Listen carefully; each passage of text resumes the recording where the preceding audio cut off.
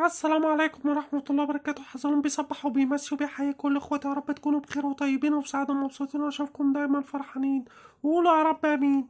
طبعا انا بستغرب من الناس اللي يعني بسم الله ما شاء الله كده يعني بتظهر كده مرة واحدة، يعني سايبة السنة ويعني كلها من المعاصي، وجاية تركز في ام رمضان وتعمل المعاصي الدبل.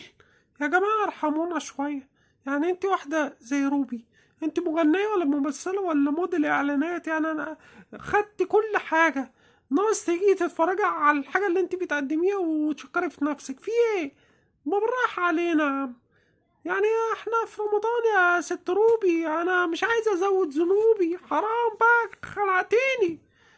انت عم ايمن ابن احلام كراوي يا عم، اقفل النت عنها يا عم. والله يا عم تشوف الاعلانات يعني حاجه مستفزه، عامله لي عروسه في رمضان ومحدش اصلا بيتجوز في رمضان يعني. في ايه يا روبي؟ في ايه؟ روحي شوفي العجله. انت من ساعه ما سبت العجله وانت بقيتي بتجري ورانا في كل حته. او ربنا. يلا لو عجبك الفيديو اعمل اشتراك، فعل الجرس، لايك وراك في تعليق شير. والله المستعان، وربنا يتقبل صلاح اعمالنا. السلام عليكم.